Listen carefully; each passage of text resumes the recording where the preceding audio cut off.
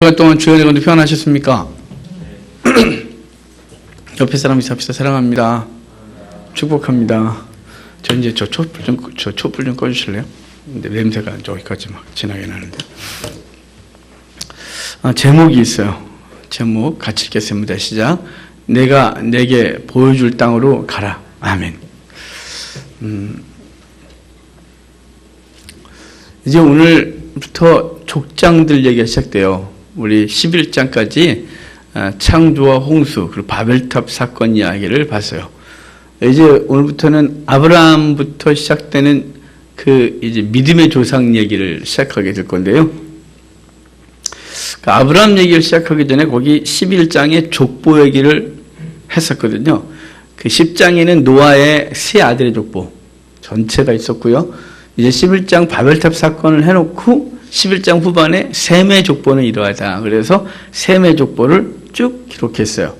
그러다가 이제 맨 마지막에 데라와 관련된 그 집안의 자세한 사항을 기록했어요.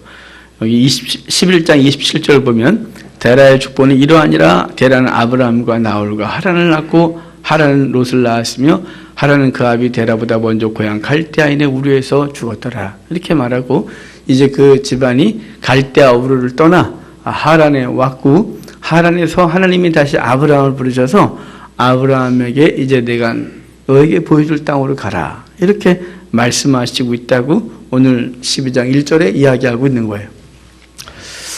이 사건은 아브라함을 부르신 이 사건은 세계사와 이렇게 연관이 좀 되는데 세계사를 보면 주전 2000년경에 메소포타미아에 살던 사람들이 인구 밀도가 높아지고 그리고 한정된 식량과 이런 것 때문에 이제 전쟁이 벌어지면서 그 땅 사람들이 새로운 땅을 찾아서 움직이기 시작해요. 그 움직인 경로가 초승달 지역을 따라서 움직여요. 유프라테스를 따라 올라가다가 이제 위에 타우루스 산맥이 막히면서 그들은 남하하게 되고 이집트 쪽으로 쭉 움직이게 되는데 바로 그 경로에 아브라함도 그 경로 가운데 있는 것이에요. 하나님은 특별히 그 가정을 갈대 우르에서 부르셨어요. 우상 숭배가 가득하고 거친 사람들이 있는 그곳에서 이제 부르셔서 이제 하나님이 새로운 땅으로 가게 하셨는데 오늘 12장 1절에 내가 내게 보여줄 땅으로 가라 이렇게 말씀하고 있어요. 하나님은 아브라함을 그 죄악의 자리에서 당시 문화가 가장 발달하고 죄가 가장 강력했던 그곳에서 끄집어내서 하나님은 새로운 곳에서 그를 양육하시길 원하신 거죠. 여러분 마찬가지로 저와 여러분을 그렇게 하셨다는 거예요. 여러분 교회가 에클레시아예요.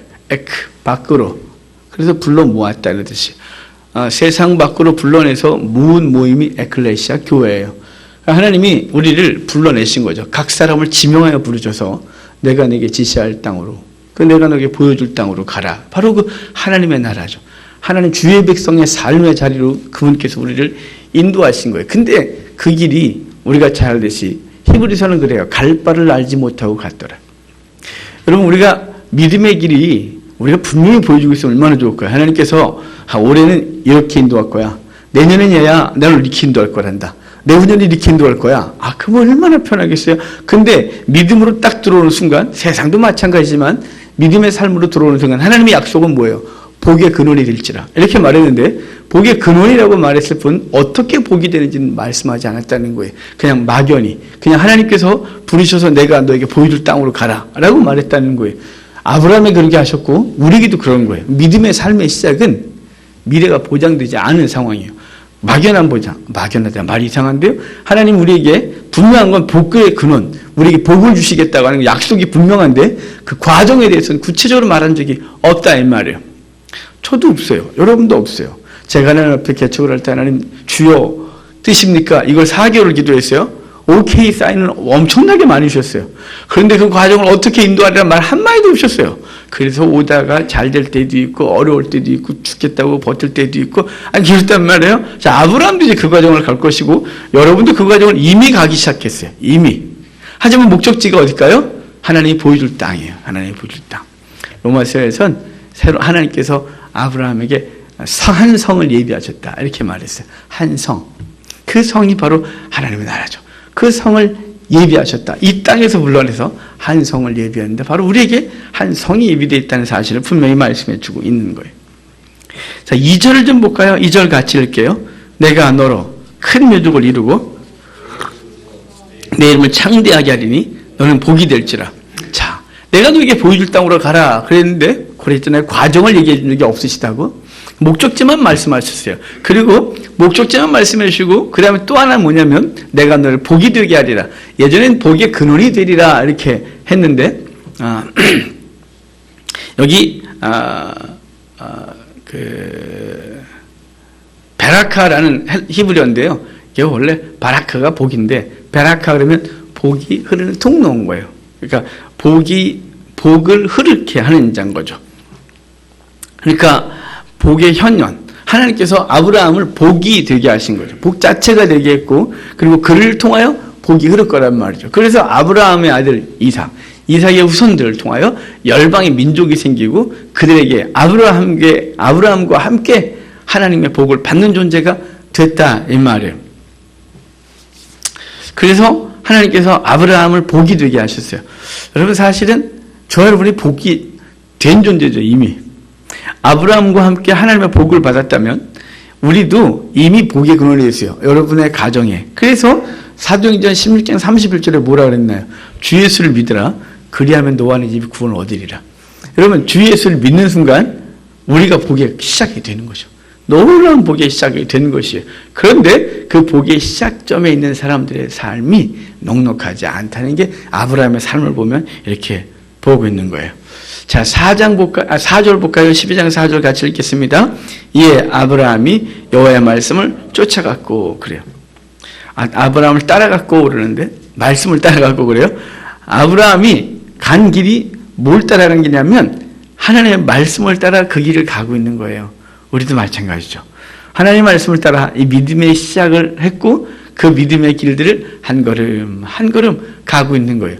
그래서 여러분 뭐 하십니까? 기도하잖아요. 하나님의 말씀을 연구하잖아요. 왜요?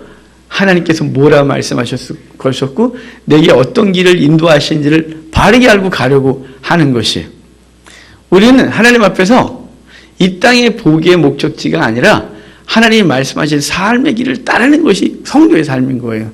바른 삶, 바른 성도의 삶이 무엇인지를 끊임없이 생각하고 그 말씀을 따라가는 것이죠. 그런데 그렇게 쭉 따라가다 보니까 어떻게 됐냐? 마침내 도착해요. 자, 5절 후반을 보면 이래요. 떠나서 마침내 가나안 땅에 들어갔더라. 마침내 들어갔대요. 6절 같이 읽읍시다. 6절. 죄송해요. 네, 계속 읽으세요.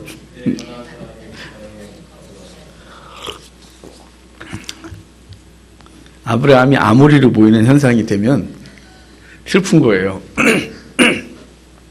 그렇다고 안경을 쓰자니 어색하고 하여간 큰일 났어요. 어리. 자, 옛날에 제가 섬겼던 교회 목사님이 자꾸 성경을 틀리게 해서 안경을 쓰시지 내가 속으로 그랬어요. 앉아서. 근데 제가 나이가 드니까 이해가 돼요. 안경을 얼마나 불편했으면 안 쓰시던 분이 이거 두피 있으니까 얼마나 불편해요. 자, 아브라함이 그 땅을 지나 세겜 땅 모래 상수리에 이르니 세겜 땅에 이르렀대요. 세겜 땅. 아브라함이 내려오던 길이 다 좋은 길이에요. 아브라함이 출발했던 그 집안에 출발했던 갈대아 우루 밀이 최초로 재배된 지역이에요. 역사학에서 보면 역사 속에서 가장 밀이 먼저 재배된 장소가 갈대아 우루고 그래서 식량이 풍성하고 문화가 발달했어요. 그 지역을 떠나서 하란에 도착했는데 하란 또한 굉장히 풍요로운 땅이에요. 지금은 하란은 아주 초라한 시골 동네 같이 됐지만 고대 땐 그 하란을 통하여 동서사방으로 다 퍼졌어요. 그래서 교통의 요지였어요. 굉장히 문화가 발달하고 부유했던 도시예요. 거기서부터 내려오는 그 길이 다 풍요로웠어요. 시리아, 레바논 땅을 지나는데요. 시리아, 레바논 땅은 동양의 스위스라고 할 정도로 아름다운 풍요로운 산맥이 쫙 흐르고 있어요. 레바논 산맥, 안티레바논 산맥. 그 산맥을 내려오다 보면 갈릴리 호수를 만나요. 그 지역이 풍요라서 소떼가 자라요. 소가 방목해서 자라는데 1년 내내 물이 풍성하기 때문에 소떼가 살이 포동포동 찐 땅이에요. 갈릴리 지역 얼마나 좋았을까요? 그 땅을 지나서 계속해서 하나님이 보여주지 않는 거죠. 그러다가 세겜 땅에 왔을 때 보여주셨어요. 하나님 보여주신 거죠. 이곳이야 라고 지시하셨다 이 말이에요. 그 지시하신 땅, 그래서 모래 상술이에요. 모래가 선생, 지시하다 이런 뜻이거든요. 하나님이 지시하신 땅, 그곳에 상수리 나무가 있었고 그 상수리 나무 아래서 하나님 앞에 제사를 지내게 됩니다. 하나님이 좋은 땅 다 놔두고 인간적으로는 이곳인가요? 이곳인가요? 라고 점검하고 왔을 거란 말이죠. 우리는 하나님의 부름받고 나면 복 받을 거라고 기대해요. 그러잖아요. 여러분 예수 믿을 때 옛날 사람들이 이렇게 전도했어요. 예수 믿으세요. 그럼 복 받아요. 요즘은 그 소리 잘 안 해요. 예수 믿으시라고. 그럼 구원받는다고. 이랬는데 옛날에는 우리 경제발전과 함께 복음전도도 경제적으로 했어요. 예수 믿으세요. 그럼 복 받아요. 예수 믿고 복 받으세요. 이게 전도였단 말이에요. 그런데 예수 믿고 복 받는다 해서 예수를 믿었는데 우리 어른들을 봐도 그렇게 복을 받은 게 별로 없어요. 왜냐하면 기대했던 복이 뭘까요? 우리가 기대한 인간이 기대하는 복은 당연히 물질적 풍요죠. 인간이 기대하는 복은 자녀가 형통하게 되는 거예요. 인간이 기대하는 복은 내가 유명해지는 거예요. 근데 예수 믿고 나서 복 받아요 그랬는데 영적인 평강을 얻었는데 삶은 그렇게 별로 변화된 게 없는 현상이 우리 속에 있단 말이에요. 그냥 객관적으로 보면 믿는 사람이나 믿지 않는 사람이나 비슷하단 말이에요. 그러니까 뭐지 이거 이렇게 됐는데 도리어 어디로 오냐면 예수 믿고 초기에 막 그 행복한 땅을 지나면 이제 어디로 오냐? 광야로 시작이 되어져. 세겜 땅이 광야가 시작되는 땅이거든요. 그 풍요로운 땅을 다 버려버리고 하나님이 여기다고 말하지 아니하시고 그 거친 땅이 시작되는 세겜에 와서 이곳이 네 땅이야 라고 지시하셨어요. 그래서 모래 상술이에요. 이 모래 상수리 나무 아래서 하나님이 이제 이곳이 네 땅이야 라고 말씀하셨는데 근데 거기 이어진 얘기가 뭐예요? 거기 가나안 사람이 그 땅에 거주했더라. 네 땅이야 그랬으면 하나님 좀 빈 땅 주시지. 그 땅에 가나안 사람이 거주하는 땅 주셨어요. 그가 아브라함에게 그냥 땅이 거저 주어지지 않았어요. 아브라함이 이제 그 가나안 사람들과 어울려 살면서 그 속에서 불안에 떨어야 되고 그들과 경쟁해야 됐고 그들과 먹거리 싸움을 해야 됐죠. 그리고 그 조사 후손들은 400년간 이집트 갔다가 돌아와서 그 가나안 땅 사람들을 내어 쫓아야 되는 상황으로 가게 된다는 말이에요. 하나님은 우리에게 이 본토의 사람들, 이 본토 사람들이 갖고 있는 영향력과 끊임없이 싸우게 하시는 것이에요. 그러면서 이르시되 내가 이 땅을 내 자손에게 주리라 하시는지라 자기에게 나타나신 여호와께서 그가 그곳에서 제단을 쌓고 8절 봐요. 같이 읽을까요? 거기서 베델 동쪽 산으로 옮겨 장막을 치니 서쪽은 베델이요 동쪽은 아이라. 그가 제단을 쌓고 여호와 이름을 부르더니 점점 남방으로 옮겨갔더라. 아멘. 이제 세겜에 있는데 세겜에서 자꾸 남쪽으로 내려와요. 그 이유는 이제 그 다음 절에 나올 거예요. 그때 기근이 벌어졌거든요. 그래서 북쪽으로 올라가지 않죠. 북쪽으로 올라가는 것은 하나님이 아니라고 저서 점검받고 왔을 거니까요. 내려오다가 어디로 오냐면 베델 근처까지 왔어요. 베델에 와서 또 제단을 쌓고 여호와께 여호와 이름을 불렀다 그러는데 부르다 이 말은 여호와 이름을 불렀다 이 말은 기도했다 이런 말이에요. 하나님 앞에 이제 그가 하나님 관계 속에서 그 땅에서 하나님께 기도를 시작한 거예요. 그런데 점점점 남방으로 옮겨가기 시작하는 거죠. 그 이유는 그 땅에 기근이 들었대요. 그래서 어디 가냐면 아브라함이 이집트로 가서 거기에 거류하려 했다. 이집트 가서 살겠다고 내려가겠다 이 말이에요. 이 이집트로 가는 이유는 이집트는 풍성했겠죠. 그래서 그 땅을 버리고 이집트로 가겠다는 거예요. 나중에 보면 하나님께서는 이 애굽으로 가지 말라는 말씀을 계속하세요. 애굽은 또 어떻게 상징되냐면 바벨론 이전에 애굽은 세상을 상징하는 것이었어요. 애굽 이후에 바벨론 포로 이후에 바벨론이 세상을 상징했다면 바벨론 포로 이전에는 애굽이 세상을 상징했는데 지금 아브라함은 애굽을 향해 가고 애굽에 거주하겠다고 가고 있는 거기서 살겠다 이렇게 생각을 하고 내려가고 있었다 이 말이에요. 여러분 성도는 절대로 주께서 원하시는 삶의 자리 비록 그 땅이 거칠고 광야라 할지라도 그 땅에서 옮겨가면 안 되는 거예요. 그 땅에서 옮겨 세상으로 가고 자기의 잔머리를 굴려 세상의 이익을 따라서 움직이면 안 되는 것이 그냥 세겜에 머물러 있죠. 가나안 땅에 머물러 있어야 돼요. 왜냐하면 하나님이 지시하신 땅을 되니 여기가 네 땅이라고. 그러면 여기가 네 땅이야 그랬으면 하나님이 그곳에서 살게 하실 거다 이 말이에요. 그곳에서 하나님 책임질 거다 이 말이에요. 그런데 아브라함이 그것을 믿지 못하고 내려가고 있는 거예요. 아브라함이 아직 하나님을 온전히 신뢰하지 못하고 있었기 때문입니다. 여러분, 하나님께서 여러분을 성도로 부르실 때, 또 여러분을 사명자로 부르실 때, 여러분을 무엇인가로 부를 때 그 첫 시간을 기억하십니까? 그 시간을 기억하면 중간의 과정 속에서 포기하지 않습니다. 왜냐하면 하나님이 약속하셨기 때문에요. 약속하시고 책임질 걸 믿기 때문에 절대로 요동하지 않는 거예요. 잠깐 힘들어도 아니지, 여기지, 내 삶의 자리는 이거야 라고 말하는 거예요. 여러분의 삶의 자리 어딘가요? 성도의 자리예요. 성도의 자리. 그리고 히브리서를 보면 그 박해와 환난 속에서 성도의 자리에서 다시 유대 공동체로 돌아가려고 하는 자들을 향하여 돌아가지 마! 이렇게 말하면서 이렇게 말해요. 너희가 아직 피 흘릴까지 싸워본 적이 없잖아.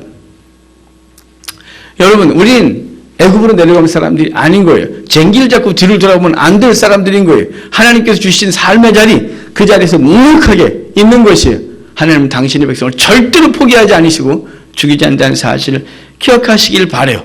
그러면서 내려가면서 잔머리를 구르잖아요. 이렇게 말해요. 자, 13절 같이 읽겠습니다. 원하건대 그대는 나의 누이라 하라. 그러면 내가 그대로 말미암아 안전하고 보존되리라 하니라. 지금 아브라함의 아내가 정말 이뻤대요. 아브라함이 75세 물을 받았고 그의 아내는 65세였거든요. 정말 아름다웠대요. 예, 뭐 정말 아름다웠으니까 아브라함이 긴장을 하는 거죠. 모태 동안 같은 것 같아요. 하여간 이 사례가 너무 이쁘니까 아브라함이 이렇게 말해요. 여보, 당신 너무 아름다워요. 사람들이 당신을 누구라고 묻거든. 내 누이라고 말합시다. 내 누이라고 말해야 내가 안전하고, 그렇죠. 이게 안전하다가 야타부예요. 이게 뭐냐면 자기에 유익하단 말이에요. 내가 살 수 있는 근거래요.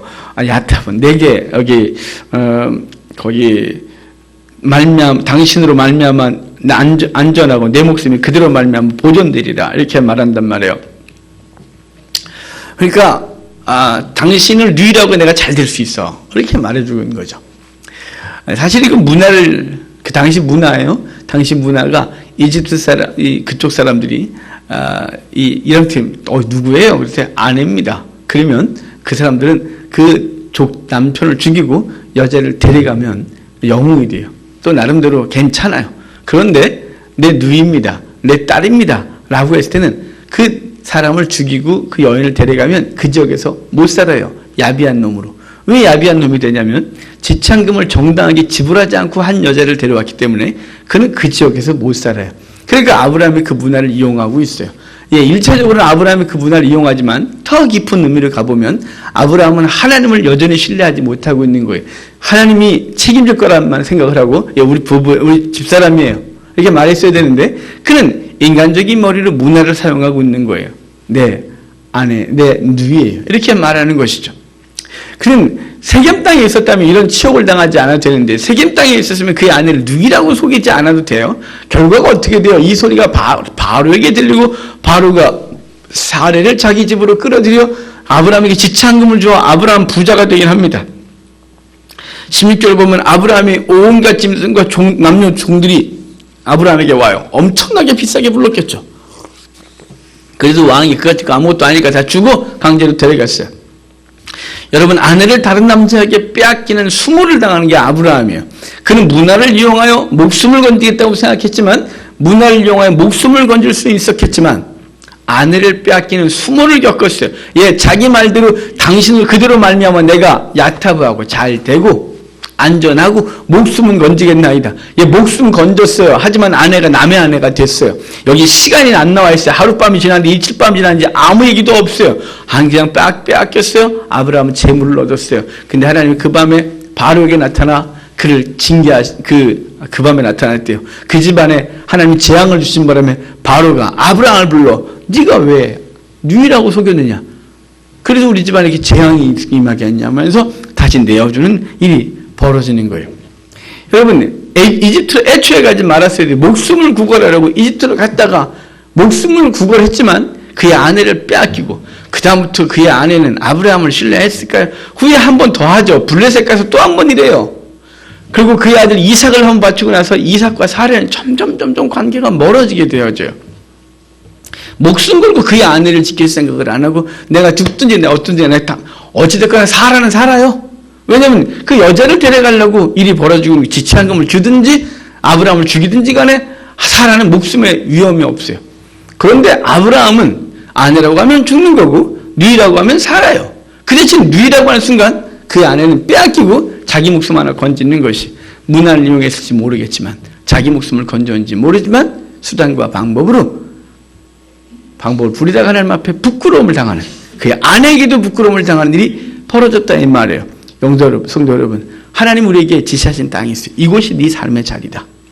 그 삶의 자리가 힘들고 삶의 자리가 고통스럽고 삶의 자리가 영광스럽지 않아도 그 삶의 자리 그냥 있어야 되는 거예요. 아시겠습니까? 그 삶의 자리, 비록 가난한 자리라도 거기 있어야 되는 거예요. 하나님 앞에서 그 자리를 떠나지 않는 우리가 되길 바라요. 그러면 주님께서 당신을 신뢰하는 그 백성을 책임진다 이 말이에요. 13장으로 오면 이제 이집트에서 올라와서 이전에 살던 땅으로 다시 돌아와요. 베델과 아이 사이 그 진쳤던 곳에 돌아와서 4절에 보면 그곳에서 제단을 쌓고 하나님 여호와 이름을 불렀더라 이렇게 말하죠. 그것을 다시 하나님을 예배하는 거예요. 그런데 문제가 생기죠. 아브라함이 이집트에서 많이 받아왔어요. 그러는 바람에 조카 롯과의 관계가 깨지죠. 재물 때문에 깨지는 거예요. 재물이 없을 때 그렇게 깨질 일이 없었어요. 왜냐면 재물이 없을 때 서로 의지하고 서로 격려하고 서로 도왔단 말이죠. 근데 아브라함의 재물이 많아지면서 종들이 다투기 시작하고 야 이게 안 되겠다 갈라서자라고 해서 아브라함이 하나님이 그에게 아버지와 친척과 그 땅을 떠나라고 했는데 아브라함이 조카 롯을 데리고 왔었어요. 조카라고 우리가 생각하는 건 그렇게 어린 나이가 아니었을 거라고 생각하는 것은 당시 사람들이 40세에 자녀를 낳았었는데 그렇다면 조카 롯도 아브라함이 75세니까 최소한 20대 이상은 되지 않았겠어요. 그 20대 이상 되는 아들 그냥 안 데려와도 거기서 살 수 있었는데 아브라함이 데려왔단 말이에요. 아브라함이 데려왔는데 그 데려온 조카 롯과의 관계가 깨지는 거예요. 뭐 때문에 깨졌나요? 재물 때문에 깨져요. 재물 때문에. 그래서 네가 동하면 내가 서하고 네가 서하면 내가 동, 좌하면 우하면 좌하겠다고 이야기를 하고 우리 잘 아는 대로 조카 롯은 동쪽을 선택해요. 그래서 동쪽으로 가고 점점점 가다가 어디까지 가냐? 어디 가냐면 자 12절 볼까요? 같이 읽겠습니다. 아브라함은 가나안 땅에 거주하였고 롯은 그 장막을 옮겨 소돔까지 이르렀더라. 이렇게 말해요. 그러니까 동쪽 베델과 아이의 동쪽은 요단강 건너편 지금 요르단 땅이에요. 그런데 거기서부터 점점 남방으로 옮겨 소돔까지 이르렀다 이렇게 말하는데 그 소돔을 그 다음에 설명이 있어요. 소돔 사람 여호와 앞에 악하여 큰 죄인이었더라 이렇게 말해요. 그러니까 롯은 아브라함과 떨어지면서 아브라함은 거친 땅 그곳에서 누구와만 만날 수 있냐면 하나님과만 만날 수 있는 장소가 된 거죠. 광야에서. 하지만 이 조카 롯은 그 거친 땅에 점점 풍요로운 땅을 찾아가면서 어디까지 가느냐? 소돔까지 가는 거예요. 그 갈라선 자체가 잘못이 아니었죠. 하지만 이 롯이 갖고 있었던 세속적 욕망 그리고 우리 본성이 갖고 있는 세속적 욕망이 결국은 어디까지 가게 하냐? 그냥 내어버리면 그 세상과 어울리다 보면 소돔까지 가게 되는 것이에요. 여러분 우리가 하나님 앞에서 하나님이 지정하신 땅에 거하지 아니하고 그 땅을 떠나면 우리의 심령이 어디로 갈까요? 아까 아브라함은 이집트까지 갔다가 아내를 부끄럽게 내어주는 부끄러움을 당했어요. 조카 롯은 그 땅을 떠나 동편으로 가고 동편 그 땅의 풍요를 거기서만 거해 듣겠지만 점점 그 풍요는 더 큰 풍요를 기대하게 되고 그 더 큰 풍요를 따라서 소돔까지 내려갔다가 소돔에서 후에 또 그도 재앙을 겪는 일이 벌어지고 이미 그 집안의 믿음이 다 상실된 일이 벌어지는 것이에요. 여러분 그러니까 우리가 이 땅에 살면서 더 이거 하지 말아야 돼요. 지금 있는 재물보다 더 많이 지금 있는 집보다 더 큰 집에 지금 있는 영광보다 더 큰 영광을 더 하다 보면 결국은 어디 가냐? 이 세상의 것을 더 구하다 보면 소돔의 자리에 자기도 모르게 가 있다는 사실을 아셔야 돼요. 결국은 소돔의 심판을 받고 그 가족도 다 믿음을 잃어버리는 이 아픔을 겪게 된다 이 말이에요. 우리는 이렇게 생각해요. 나는 믿음 지킬 수 있어. 거짓말하지 마세요. 우리는 세상 것과 접하는 순간 우리의 믿음은 그렇게 빨리 흔들 수가 없어요. 우리는 얼마나 세속적인지 아세요? 좋은 걸 한번 선택해서 좋은 걸 누리다 보면 그 다음 그보다 약간 예전의 삶을 잘 돌아가는 게 너무 힘들어지는 거예요. 그래서 그러잖아요. 큰 집 살다 작은 집으로 이사 가는 게 너무 고통스러운 거라고. 큰 차 타다가 작은 차 타는 게 너무 힘들다고. 부자로 살다가 갑자기 망하면 우리가 보기에는 아직도 많이 남았는데 그 사람은 남은 게 없다고 죽겠대요. 여러분 왜 그러는가요? 더 세속적인 것을 자꾸 더 누리다 보면 결국 어디까지 가요? 소돔에 가요. 소돔에 가면요, 그 땅의 영향력보다 그 땅의 가치관이 이 속에 꽉 들어오는 거예요. 그 꽉 들어오면 더 이상 하나님 말씀이 들리지 아니하고 믿음과 멀어지게 되는 거예요. 믿음과 멀어져. 그래서 여러분 우리 주변에 누가 있어야 돼요? 아브라함 같은 사람이 있어야 돼요. 우리 주변에 누가 있어요? 하나님 붙들어주는 그 사람 옆에 있지 아니하면, 그러니까 떨어져 나갈수록 그 인생은 망가지고 반드시 소돔에서 부끄러움을 당하게 된다, 이 말이에요. 바로 조카 롯이 그렇게 되는 거죠. 아브라함이 이제 남은 땅은 반대편이죠. 서편 땅. 그쪽은 광야예요. 유대 광야가 쫙 보이는 거죠. 그 거친 땅을 보면서 한편으로는 답답했겠죠. 조카 롯에게 먼저 선택권을 줬는데 그가 풍요로운 땅을 차지했고, 그리고 이제는 그 넓은 땅을, 그 거친 땅을 봐야 됐어요. 그 주신 하나님의 은혜가 있습니다. 자, 14절부터 18절까지 같이 읽겠습니다. 롯이 아브라함을 떠난 후에 여호와께서 아브라함에게 이르시되 눈을 들어 너 있을 곳에서 북쪽과 남쪽 그리고 동쪽과 서쪽을 바라보라. 보이는 땅을 내가 너와 네 자손에게 주리니 영원히 이르리라. 내가 내 자손이 땅의 티끌 같게 하리니 사람이 땅의 티끌을 능히 셀 수 있을진데 내 자손도 세리라. 너는 일어나 그 땅을 종과 횡으로 두루다녀 보라. 내가 그것을 내게 주리라. 이 아브라함이 장막을 옮겨 헤브론에 있는 마므레 상수리 수풀에 이르러 거주하며 거기서 여호와를 위하여 제단을 쌓았더라. 아멘. 하나님 이렇게 말해요. 네 눈을 들어 동서사방을 다 보래요. 이 땅을 내게 다 주리라. 네가 밟는 땅을 다 주리라. 이렇게 말해요. 그러면서 이 땅에 거하면 이 땅에 티끌같이 많아질 건데, 사람이 이 땅에 티끌을 네게 셀 수 있을 때 네 자손도 세리라. 이 말은 티끌을 셀 수 있으면 네 자손도 세겠다. 이만큼 티끌만큼 네 자손이 많아지겠다 말하면서 18절에 아브라함이 정착한 땅이 나와요. 이제 베델과 아이 사이를 떠나 그가 옮겨간 땅이 헤브론 땅이다 그러는 거죠. 거기 18절에 헤브론에 이르러 어디 있어요? 마므레 상수리 그래요. 아까는 모래 상수리였어요. 모래 상수리는 지시하신 상수리, 그 상수리 나무가 엘라 이래갖고 그 당시 신성을 갖고 있었어요. 엘이 하나님을 상징하거든요. 그래서 상수리 나무는 우리 성황당 나무처럼 신성을 갖고 있었던 나무로 사람들이 인식을 했고 그곳에서 제단을 쌓았단 말이에요. 아직 하나님과 관계 속에 제사가 아직 확립되지 아니하고 율법이 확립되지 않은 것이니까 하나님은 그들의 종교성을 그대로 이용하여 하나님은 맨 처음에 아브라함을 불러 모래 상수리 여기서 지시하시고 그 다음에 헤브론에 마므레 상수리인데 이 마므레란 말은 강하다 이렇게 말하는 거예요. 하나님이 그 거친 땅에서 아브라함을 강력하게 한 거예요. 지금 반대쪽으로 가면요, 조카로는 점점 소돔으로 가면서 그 강성했었지만 점점 더 그 세속적인 것은 늘어났지만 그 영혼은 망가지고 가고 있는 것이, 아브라함은 거친 땅에서 영육간의 강건함이, 그래서 마므레 상수리, 강한 상수리 이렇게 말하는 거예요. 아브라함이 하나님 앞에서 강력한 존재가 되어진 것이죠. 자, 14장에 소돔으로 간 이 조카 롯의 문제가 발생되는 거예요. 14장 1절을 보면 그 당시 신할왕 아므라벨과 엘라살왕 아리옥과 엘림왕 그돌라오멜과 고임왕 디달이 그러는데요. 이 사람들이 어디 사람들이냐면 지금 메소포타미아 지역 사람들인 거예요. 이란과 이라크 사이 지역에 거주하던 그 사람들이 그 동맹군으로 이제 소돔 지역을 치는데, 원래 소돔 지역 사람들이, 소돔을 비롯한 5성읍 사람들이 조공을 바치던 관계에 있었어요. 12년 동안 조공을 바쳤는데 이제 이들이 어느 힘이 생기면서 조공을 딱 끊게 되어져요. 그러니까 조공을 끊으니까 13년 됐을 때 조공을 끊으니까 당연히 메소포타미아 사람들이 그들을 공격해오고 그들을 쳐서 이제 끌고 다 무너뜨리고 그리고 이제 끌고 올라가게 됩니다. 풍속은 초당 1.4m입니다. 12절을 보면 12절 같이 읽을까요? 소돔에 거주하는 아브라함의 조카 롯도 사로잡고 그 재물까지 노력하여 갔더라. 예, 동쪽으로 옮겨간 것 자체가 문제가 아니었어요. 동쪽으로 옮겨갔을 땐 여기와 관계없는 땅이에요. 거기서부터 점점 남쪽으로 내려가 소돔에 거하게 됐다. 그러면서 소돔에 죄악된 도시가 하나님 앞에 심판을 받게 되는데, 그때 조카 롯도 그의 가족도 끌려가는 일이 벌어져요.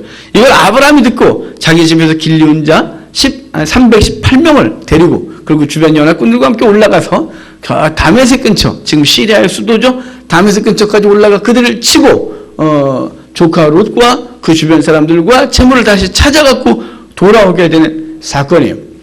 여러분, 조카 롯은 여기서 깨달았어야 돼요. 이 죄악된 도시에서 떠나고 이 죄악된 삶에서 벗어나기를. 하나님은 지금 조카 롯 때문에 일을 벌인 거란 말이죠. 한 사람 때문에 항상 하나님은 일을 벌이시는 거예요. 그 요나서를 보면 그 요나가 탄 배는 요나 한 사람 때문에 뒤집어 펴준 거예요. 요나 한 사람 때문에. 요나가 바다에 던져졌을 때 그 배는 잔잔하게 되는 거예요. 하나님은 이 바울을 로마까지 인도하기 위하여, 그리고 바울을 통한 로마에서 복음 증거하기 위하여 그 270명이 탄 그 배를 부셔버리고 멜리데에 거하게 하고, 멜리데에서 4개월 동안 주의 말씀과 하나님을 알게 하고, 그리고 그들이 다시 로마로 갔을 때 로마에서 사도 바울을 가택연금 상태에 있게 배려하고 그에게 복음 증거할 수 있도록 힘이 되어준 사람이 그들이 되는 거예요. 한 사람, 그 사람이 믿음의 사람이냐 아니면 죄악된 사람이냐 따라서 그 사람, 한 사람 있는 곳에 복이 있기도 하고 그 사람이 있는 곳에 재앙이 있기도 하는 거예요. 지금 조카 롯이 그 땅에 거였어요. 결국 조카 롯을 하나님의 사람을 흔들어 놓고 깨닫게 하기 위해 그 땅을 흔들었는데 그는 다시 돌아 그 당시에 정착하고 있었어요. 여러분, 하나님이 우리를 부르셨고 우리의 삶의 자리를 거하다가 잠시 벗어났을 때 하나님을 흔들 때 깨달아 알아야 돼요. 주의 백성은 망하지 않습니다. 이 망하지 않는다는 게 세상적인 것이 없어지지 않는다. 이 착각하지 마십시오. 하나님이 세상 것을 없애고 영혼을 건지시는 하나님이라는 사실을 기억하셔야 돼요. 성도는 망하지 않는다는 말은 중요한 게 뭐냐면 성도는 이 속에 성령이 떠나지 아니하고 반드시 천국 백성으로 인도하실 것에 대한 말씀이시지, 성도가 어떻게 살든지 이 세상 것을 그냥 보존해 주신다, 그런 거짓말은 믿지 마십시오. 하나님은 반드시 당신의 백성을 온전케 하기 위하여 이 땅의 삶을 흔들어 놓을 수도 있다 이 말이에요. 조카 롯이 때 깨달았어야 돼요. 다시 그는 소돔으로 들어가죠. 어찌됐거나 그 조카 롯은 그러하고 아브라함이 놀라운 이야기가 여기 벌어져요. 아브라함과 관련돼서. 자, 18절 볼까요? 17절 먼저 읽겠습니다. 아브라함이 그돌라오멜과 그와 함께한 왕들을 쳐부수고 소돔 왕이 사회 골짜기 곧 왕의 골짜기로 나와 그를 영접하였고. 아멘.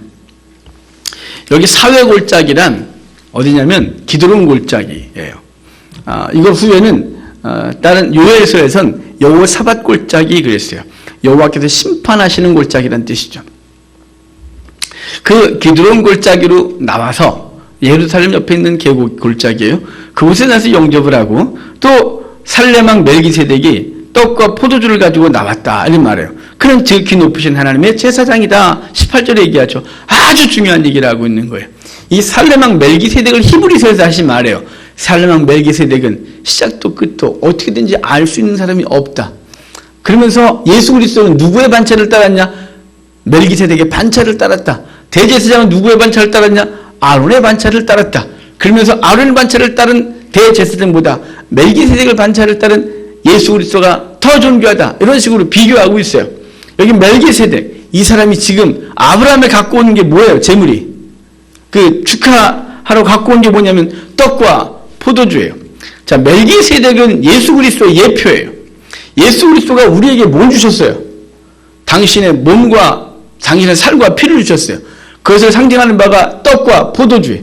이것을 먹고 그것을 마시면서 그리스도의 생명이 우리 가운데 있고 그리스도께서 우리 안에 거하시게 되는 거죠. 우리 주의 백성으로서 살아가는 거예요.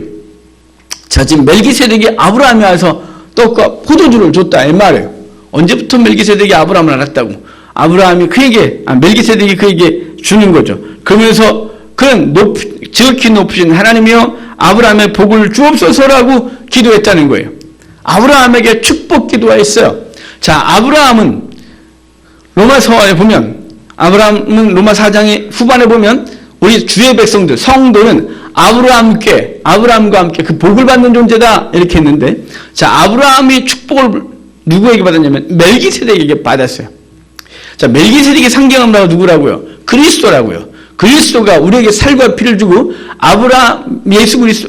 멜기세덱이 아브라함을 축복하면서 지극히 높으신 하나님이여 아브라함에게 복을 주소서 그렇게 기도한 것이, 예수 그리스도가 중보자로서 하나님 아버지께 기도하는 거예요.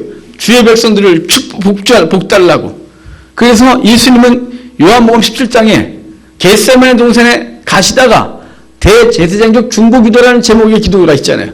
이렇게 기도하세요. 하나님과 내가 하나이듯이 저들도 하나가 되게 하시고 하나님께서 내 생명을 보존해 주신 것처럼 저들도 내 생명도 보존하여 주옵소서. 저들을 복 주시옵소서. 이렇게 기도하고 있다는 말이에요. 바로 멜기세덱이 분명한 그리스도로 등장하고 있는 거예요. 그가 포도주와 떡을 갖고 와서 주고 그에게 축복 기도했어요. 예수 그리스도가 이 땅에 오셔서 살과 피를 우리에게 주셔서 생명 주시고 끊임없이 우리 안에서 축복하시는 거죠. 아버지께 기도하는 거예요. 그의 신인, 그의 영인 성령께서 우리 안에서 탄식하며 기도하고 우리를 복되게 하고 있다는 사실을 기억하시길 바라요. 바로 멜기세덱이 그리스도를 분명히 상징해주고 있는 것이죠. 자, 20절 한번 볼까요? 같이 읽겠습니다. 너의 대적을 내 손에 붙이신 지키 높으신 하나님을 하며 아브라함이 그 얻은 것에서 10분의 1을 멜기세덱에게 주었더라. 멜기세덱이 떡과 포도주를 갖고 왔고 멜기세덱이 아브라함에게 축복 기도했어요. 그런데 아브라함은 그에게 뭘 주냐면 10분의 1을 드렸다 그래요. 10분의 1을 드렸어요. 최초의 11조예요. 왜 드렸을까요? 감사의 물인 거죠. 최초의 이 10분의 1은 감사의 물로 드려져요. 그리고 후에 모세의 율법의 10계명은 율법으로 주어져요. 수입의 10분의 1 하나님 앞에 드리는 율법이 되어져요. 아브라함이 드린 10분의 1은 10분의 1이 다가 아니에요. 10분의 1이 상징하는 바는 10분의 10이 다예요. 이 모든 것들을 다 멜기세덱의 고백으로 드리고 있는 거예요. 여러분, 현대교회에 율법 파괴를 얘기를 하면서 11조도 파괴됐다. 11조 율법도 파괴됐다 이렇게 말하는 분들이 있어요.